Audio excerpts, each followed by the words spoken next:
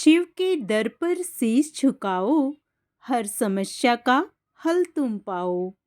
ओम नमः शिवाय। आप सभी का मेरे YouTube चैनल भक्ति सागर में पुनः स्वागत है। आज का अपना वीडियो शुरू करने से पहले आप सभी से विनम्र प्रार्थना है, यदि आप मेरे चैनल पर नए आए हैं और अभी तक मेरे चैनल को सब्सक्राइब नहीं किया है, तो व्रत त्योहारों से संबंधित सभी जानकारियां प्राप्त करने के लिए, सभी व्रत कथाएं सुनने के लिए, प्रतिदिन के पंचांग की जानकारी प्राप्त करने के लिए, प्रतिदिन के महात्म्य स्मरण करने के लिए कृपया मेरे चैनल को सब्सक्राइब अवश्य करें। वीडियो यदि पसंद आता है तो लाइक एंड शेयर भी करें। शिव महापुराण कथा प्रारंभ करने से पहले प्रतिदिन शिव भक्ति की श्रृंखला में आइए आज अर्ध नारी रूप में शिव और भृगु महर्षि की कथा सुनते हैं। भगवान भोलेनाथ को अनेक रूपों में पूजा जाता है। उनमें से अर्ध नारीश्वर रूप भी भगवान शिव का ही रूप है। जब हम योग की बात करते हैं तो हम किसी व्यायाम या किसी तकनीक की बात नहीं कर रहे होते। हम इस सृष्टि के विज्ञान की बात कर रहे हैं और कैसे सृष्टि के इस अंश को इसकी परम संभावना तक ले जाया जा सकता है। हम उस विज्ञान और प्रौद्योगिकी की बात कर रहे हैं जिससे जीवन के हर एक पहलू को उसकी अंतिम संभावना तक ले जाया जा सकता है। एक बार शिव भगवान योग और सृष्टि की संरचना से जुड़ी बातें सप्तऋषियों को बता रहे थे। योग का यह कार्यक्रम कांति सरोवर के किनारे हो रहा था। इस दौरान भगवान शिव के साथ पार्वती भी बैठी हुई थी।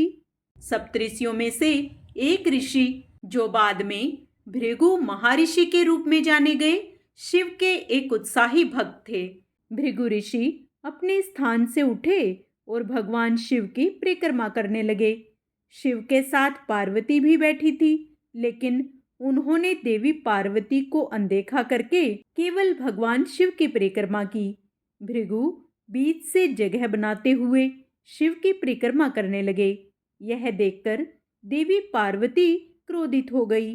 भगवान शिव ने देवी पार्वती की मनोदशा भांप ली और उन्हें अपने और पास आकर बैठने के लिए कहा। पार्वती जी ने ऐसा ही किया। भृगु ने देखा कि भगवान शिव और पार्वती के बीच से निकलने की पर्याप्त जगह नहीं है, तो भृगु ने एक चूहे का रूप धारण किया और शिव की परिक्रमा करने लगे। क्योंकि वह भगवान शिव की ही परिक्रमा करना चाहते थे, माता पार्वती की नहीं। यह देखकर शिव ने देवी पार्वती को अपनी गोद में बैठा लिया, जिससे कि भृगु को देवी पार्वती की परिक्रमा करनी ही पड़े। लेकिन भृगु ने बड़ी चतुरता के साथ एक पक्षी का रूप धारण कर लिया और उड़कर शिव के मस्तक के चारों ओर घूमकर परिक्रमा करने लगे। यह देखकर पार्वती को बहुत क्रोध आ गया। भगवान शिव को पार्वती के प्रति भृगु का यह व्यवहार अच्छा नहीं लगा। भगवान शिव ने आखिरकार देवी पार्वती को स्वयं में समाहित कर लिया और अर्ध नारीश्वर बन गए। भृगु ने फिर एक मधुमक्खी का रूप लेकर शिव की दाहिनी टांग का चक्कर लगा दिया। भगवान शिव सिंहासन में बैठ गए। अब ऐसे में भृगु के पास कोई दूसरा रास्ता नहीं था। अब उन्हें शिव के दोनों योग यानी स्त्री और पुरुष की परिक्रमा करनी पड़ी। इस कहानी से भगवान शिव ने पूरे संसार को यह संदेश दिया कि योग का अर्थ सभी आयामों के समावेश में है। शरीर के साथ आपको अपने मन और भावनाओं को भी शुद्ध करना पड़ेगा, तभी आप योग का लाभ उठा सकते हैं। तभी आप योग का लाभ पूरी तरह से ले पाएंगे। भगवान शिव ने अर्ध नारीश्वर रूप धारण करके भृगु सहित संपूर्ण मानव जाति को संसार का सही अर्थ समझा दिया। अर्ध नारीश्वर रूप लेकर भगवान शिव सभी को समझाना चाहते थे कि स्त्री व पुरुष एक दूसरे के पूरक हैं। इस प्रकार से भगवान शिव ने स्त्री व पुरुष को बराबरी का दर्जा दिया। स्त्री व पुरुष एक गाड़ी के दो पहिए हैं, दोनों एक दूसरे के बिना अधूरे हैं।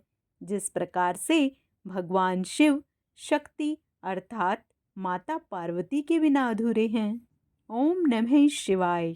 पुनः मन में भगवान शिव व मां पार्वती का स्मरण करते हुए आइए शिव महापुराण का आगे का अध्याय श्रवण करते हैं। जिस समय सब लोग ऐसा कह रहे थे, उसी समय शिवजी के पार्षद सती का यह अद्भुत प्राण त्याग देख तुरंत ही क्रोध पूर्वक अस्त्र शस्त्र ले दक्ष को मारने के लिए उठ खड़े हुए। यज्ञ मंडल के द्वार पर खड़े हुए वे भगवान शंकर के समस्त 60,000 पार्षद, जो बड़े भारी बलवान थे, अत्यंत रोष में भर गए और हमें धिक्कार है ऐसा कहते हुए भगवान शंकर के गणों के वे सभी वीर यूथपति बारंबार उच्च स्वर से हाहाकार करने लगे। देवर्षि कितने ही पार्षद तो वहां शोक से ऐसे व्याकुल हो गए कि वे अत्यंत तीखे प्राणनाशक शस्त्रों द्वारा अपने ही मस्तक और मुख आदि अंगों पर आघात करने लगे। इस प्रकार 20,000 पार्षद उस समय दक्ष कन्या सती के साथ ही नष्ट हो गए। वह एक अद्भुत सी बात हुई। नष्ट होने से बचे हुए महात्मा शंकर के वे प्रथम गण क्रोधयुक्त दक्ष को मारने के लिए हथियार लेकर उठ खड़े हुए। मुने उन आक्रमणकारी पार्षदों का वेग देखकर भगवान भृगु ने यज्ञ में विघ्न डालने वालों का नाश करने के लिए अपहता असुराः रक्षासी वेदिसदः इस यजुर मंत्र से दक्षिणाग्नि में आहुति दी। भृगु के आहुति देते ही यज्ञ कुंड से ऋभु नामक सहस्त्रों महान देवता, जो बड़े प्रबल वीर थे, वहां प्रकट हो गए। मुनीश्वर, उन सबके हाथ में जलती हुई लकड़ियां थी। उनके साथ प्रथम गणों का अत्यंत विकट युद्ध हुआ, जो सुनने वालों के भी रोंगटे खड़े कर देने वाला था। उन ब्रह्म तेज से संपन्न महावीर ऋभुजों की सब ओर से ऐसी मार पड़ी जिससे प्रथम गण बिना अधिक प्रयास के ही भाग खड़े हुए। इस प्रकार उन देवताओं ने उन शिव गणों को तुरंत मार भगाया। यह अद्भुत सी घटना भगवान शिव की महाशक्तिमती इच्छा से ही हुई। वह सब देखकर ऋषि इंद्र आदि देवता, मरुदगण, विश्वेदेव, अश्विनी कुमार और लोकपाल चुप ही रहे। कोई सब ओर से आकर वहां भगवान विष्णु से प्रार्थना करते थे कि किसी तरह विघ्न टल जाए। वे उद्विग्न हो बारंबार विघ्न निवारण के लिए आपस में सलाह करने लगे। प्रथम गणों के नाश होने और भगाए जाने से जो भावी परिणाम होने वाला था, उसका भलीभांति विचार करके उत्तम बुद्धि वाले श्री विष्णु आदि देवता अत्यंत उद्विग्न हो उठे थे। मुने, इस प्रकार दुरात्मा शंकर द्रोही ब्रह्म बंधु दक्ष के यज्ञ में उस समय बड़ा भारी विघ्न उपस्थित हो गया। ब्रह्मा जी कहते हैं, मुनीश्वर, इसी बीच में वहां दक्ष तथा देवता आदि के सुनते हुए आकाशवाणी हुई। रे दुष्ट दक्ष, ओ दंभाचार प्रायण महामूढ़, यह तूने कैसा अनर्थकारी कर्म कर डाला। ओ मूर्ख, शिव भक्तराज दधीची के कथन को भी तूने प्रमाणित नहीं माना, जो तेरे लिए सब प्रकार से आनंददायक और मंगलकारी था। वे ब्राह्मण देवता तुझे दुस्सह साप देकर तेरी यज्ञशाला से निकल गए, तो भी तुझ मूढ़ ने अपने मन में कुछ भी नहीं समझा। उसके बाद तेरे घर में मंगलमयी सती देवी स्वतः पधारी, जो तेरी अपनी ही पुत्री थी, किंतु तूने उनका भी परम आदर नहीं किया। ऐसा क्यों हुआ? ज्ञान दुर्बल दक्ष, तूने सती और महादेव जी की पूजा नहीं की। यह क्या किया? मैं ब्रह्मा जी का बेटा हूँ ऐसा समझकर तू व्यर्थ ही घमंड में भरा रहता है, और इसलिए तुझ पर मोह छा गया है। वे सती देवी ही सत्पुरुषों की आराध्या देवी हैं, अथवा सदा आराधना करने के योग्य हैं। वे समस्त पुण्यों का फल देने वाली, तीनों लोकों की माता, कल्याण स्वरूपा और भगवान शंकर के आधे अंग में निवास करने वाली हैं। वे सती देवी ही पूजित होने पर सदा संपूर्ण सौभाग्य प्रदान करने वाली हैं। वे ही महेश्वर की शक्ति हैं और अपने भक्तों को सब प्रकार के मंगल देती हैं। वे सती देवी ही पूजित होने पर सदा संसार का भय दूर करती हैं, मनोवांछित फल देती हैं तथा वे ही समस्त उपद्रवों को नष्ट करने वाली देवी हैं। वे सती ही सदा पूजित होने पर कीर्ति और संपत्ति प्रदान करती हैं। वे ही पराशक्ति तथा भोग और मोक्ष प्रदान करने वाली परमेश्वरी हैं। वे सती ही जगत को जन्म देने वाली माता, जगत की रक्षा करने वाली अनादि शक्ति और प्रलय काल में जगत का संहार करने वाली हैं। वे जगन माता सती ही भगवान विष्णु की माता रूप से सुशोभित होने वाली तथा ब्रह्मा, इंद्र, चंद्र, अग्नि और सूर्य देव आदि की जननी मानी गई हैं। वे सती ही तप, धर्म और दान आदि का फल देने वाली हैं। वे ही शंभु शक्ति महादेवी हैं तथा दुष्टों का हनन करने वाली परात्पर शक्ति हैं। ऐसी महिमा वाली सती देवी जिनकी सदा प्रिय पत्नी हैं, उन भगवान महादेव को तूने यज्ञ में भाग नहीं दिया। अरे तू कैसा मूढ़ और कुविचारी है। भगवान शिव ही सबके स्वामी तथा परात्पर परमेश्वर हैं। वे समस्त देवताओं के समक्ष शिव्य हैं और सबका कल्याण करने वाले हैं। इन्हीं के दर्शन की इच्छा से सिद्ध पुरुष तपस्या करते हैं और इन्हीं के साक्षात्कार की अभिलाषा मन में लेकर योगी लोग योग साधना में प्रवृत्त होते हैं। अनंत धन धान्य और यज्ञ याग आदि का सबसे महान फल यही बताया गया है कि भगवान शंकर का दर्शन सुलभ हो। शिव ही जगत का धारण पोषण करने वाले हैं। वे ही समस्त विद्याओं के पति एवं सब कुछ करने में समर्थ हैं। आदि विद्या के श्रेष्ठ स्वामी और समस्त मंगलों के भी मंगल वे ही हैं। दुष्ट दक्ष, तूने उनकी शक्ति का आज सत्कार नहीं किया है, इसलिए इस यज्ञ का विनाश हो जाएगा। पूजनीय व्यक्तियों की पूजा न करने से अमंगल होता ही है। तूने परम पूज्य शिव स्वरूपा सती का पूजन नहीं किया है। शेषनाग अपने सहस्त्र मस्तकों से प्रतिदिन प्रसन्नता पूर्वक जिनके चरणों की रस धारण करते हैं, उन्हीं भगवान शिव की शक्ति सती देवी थी। जिनके चरण कमलों का निरंतर ध्यान और सादर पूजन करके ब्रह्मा जी ब्रह्म तत्व को प्राप्त हुए हैं, उन्हीं भगवान शिव की पत्नी सती देवी थी। जिनके चरण कमलों का निरंतर ध्यान और सादर पूजन करके इंद्र आदि लोकपाल अपने अपने उत्तम पद को प्राप्त हुए हैं। वे भगवान शिव संपूर्ण जगत के पिता हैं और शक्ति स्वरूपा सती देवी जगत की माता कही गई हैं। मूढ़ दक्ष, तूने उन माता पिता का सत्कार नहीं किया, फिर तेरा कल्याण कैसे होगा। तुझ पर दुर्भाग्य का आक्रमण हो गया और विपत्तियां टूट पड़ी, क्योंकि तूने उन भवानी सती और भगवान शंकर की भक्ति भाव से आराधना नहीं की। कल्याणकारी शंभु का पूजन न करके भी मैं कल्याण का भागी हो सकता हूँ, यह तेरा कैसा गर्व है। वह दुर्वार गर्व आज नष्ट हो जाएगा। इन देवताओं में से कौन ऐसा है जो सर्वेश्वर शिव से विमुख होकर तेरी सहायता करेगा। मुझे तो ऐसा कोई देवता नहीं दिखाई देता। यदि देवता इस समय तेरी सहायता करेंगे तो जलती आग से खेलने वाले पतंगों के समान नष्ट हो जाएंगे। आज तेरा मुंह जल जाए, तेरे यज्ञ का नाश हो जाए और जितने तेरे सहायक हैं वे भी आज शीघ्र ही जल जाएं।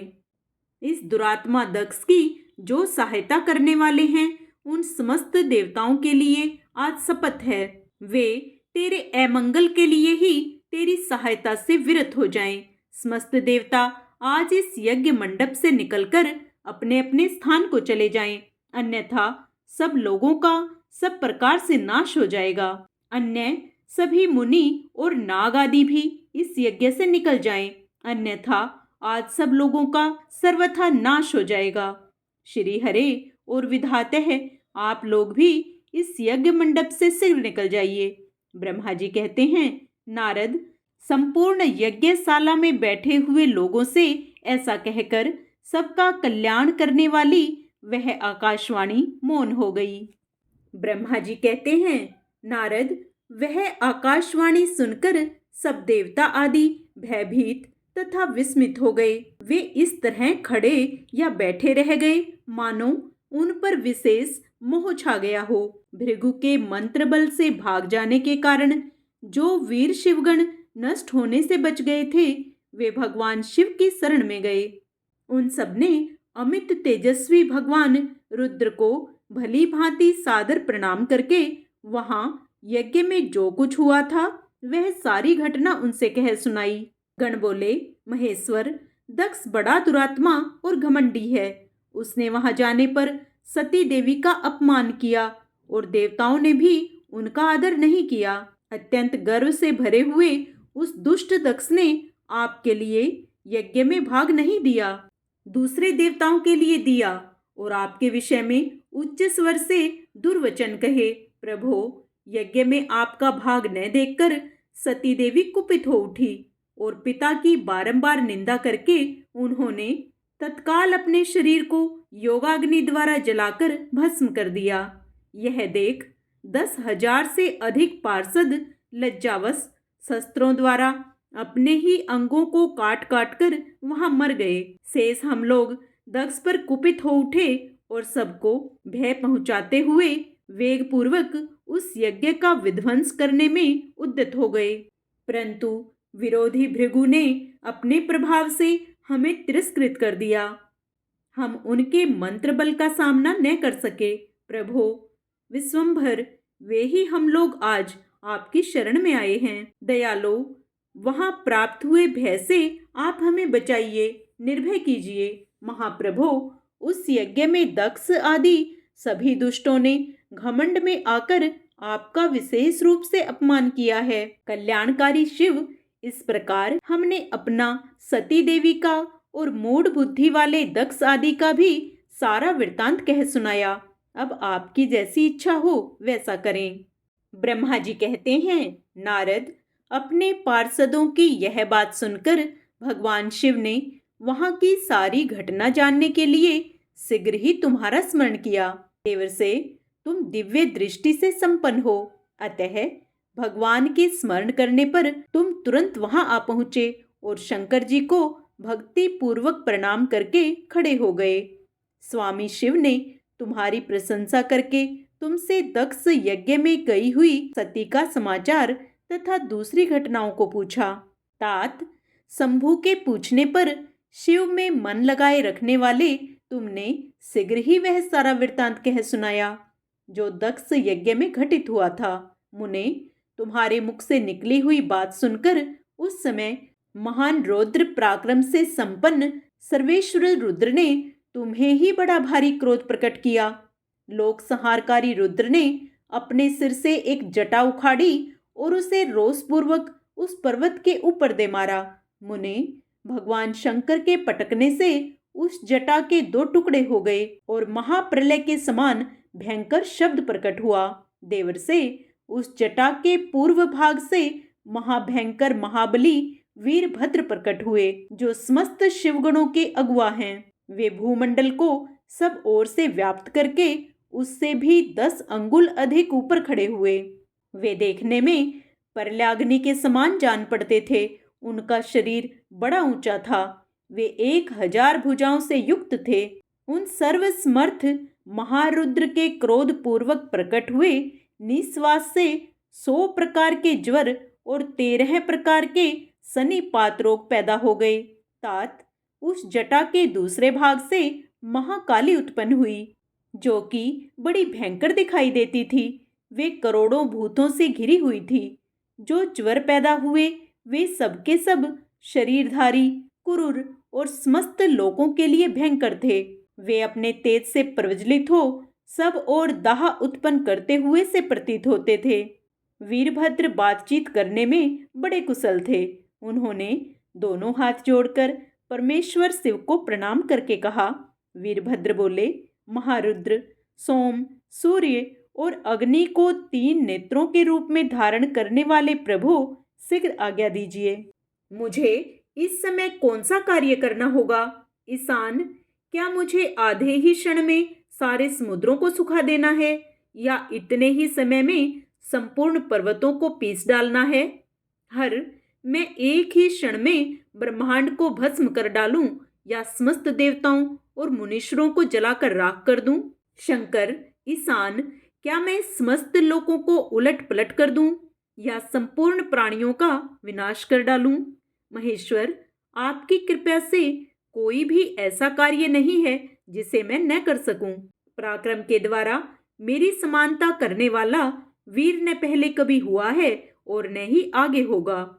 शंकर, आप किसी तिनके को भेज दें तो वह भी बिना किसी यत्न के क्षण भर में बड़े से बड़ा कार्य सिद्ध कर सकता है, इसमें संशय नहीं है। शंभो, यद्यपि आपकी लीला मात्र से सारा कार्य सिद्ध हो जाता है, तथापि जो मुझे भेजा जा रहा है यह मुझ पर आपका अनुग्रह है। शंभो, मुझ में भी जो ऐसी शक्ति है वह आपकी कृपा से ही प्राप्त हुई है। शंकर, आपकी कृपा के बिना किसी में भी कोई शक्ति नहीं हो सकती। वास्तव में आपकी आज्ञा के बिना कोई तिनके के आदि को भी हिलाने में समर्थ नहीं है, यह निसंदेह कहा जा सकता है। महादेव, मैं आपके चरणों में बारंबार प्रणाम करता हूँ। हर, आप अपने अभिष्ट कार्य की सिद्धि के लिए आज मुझे शीघ्र भेजिए। शंभो, मेरे दाहिने अंग बारंबार फड़क रहे हैं, इससे सूचित होता है कि मेरी विजय अवश्य होगी, अतः प्रभु मुझे भेजिए। शंकर,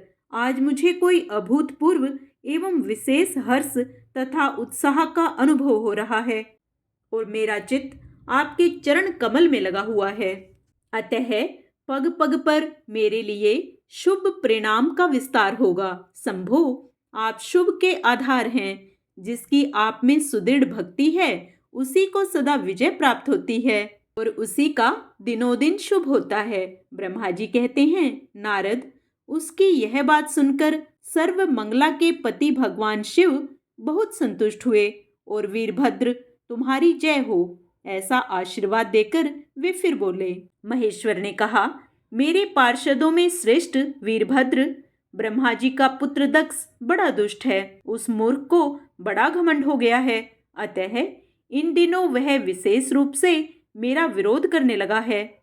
दक्ष इस समय एक यज्ञ करने के लिए उद्यत है, तुम याग परिवार सहित उस यज्ञ को भस्म करके फिर शीघ्र मेरे स्थान पर लौट आओ। यदि देवता, गंधर्व, यक्ष अथवा अन्य कोई तुम्हारा सामना करने के लिए उद्यत हो तो उन्हें भी आज ही शीघ्र और सहसा भस्म कर डालना। दधीची की दिलाई हुई मेरी शपथ का उल्लंघन करके जो देवता आदि यहाँ ठहरे हुए हैं उन्हें तुम निश्चय ही प्रयत्न पूर्वक जलाकर भस्म कर देना। आगे का अध्याय हम अपने कल के वीडियो में करेंगे। पूर्ण पुण्य लाभ प्राप्त करने के लिए आप उसे भी अवश्य स्मरण करें। हर हर महादेव, जय महाकाल। आइए अब भगवान शिव की प्रसन्नता प्राप्त करने के लिए भगवान शिव की आरती करते हैं। ओम जय शिव ओंकारा, प्रभु हरि शिव ओंकारा, ब्रह्मा विष्णु सदा शिव अर्धांगी धारा। ओम हरे हरे हरे महादेव, एकानन चतुरानन पंचानन राजे, हंसानन गरुड़ासन वृषवाहन साजे। ओम हरे हरे हरे महादेव। दो भुज चार चतुर्भुज, दस भुज ते सोहे, तीनों रूप निरखता त्रिभुवन जन मोहे। ओम हरे हरे हरे महादेव। अक्षय माला वन माला मुंड माला धारी, त्रिपुरारी कंसारी करमाला धारी। ओम हरे हरे हरे महादेव। श्वेतांबर पीतांबर वाघांबर अंगे, सनकादिक ब्रह्मादिक भूतादिक संगे। ओम हरे हरे हरे महादेव। करमध्ये चकमंडलू चक्र त्रिशूल धरता, जग करता जग हरता, जग पालन करता। ओम हरे हरे हरे महादेव। ब्रह्मा विष्णु सदा शिव जानत अविवेका, प्रणवाक्षर के मध्य यह तीनों एका। ओम हरे हरे हरे महादेव। त्रिगुण शिव जी की आरती जो कोई नर गावे, कहत शिवानंद स्वामी मनवांछित फल पावे। ओम हरे हरे हरे महादेव। ओम नमः शिवाय।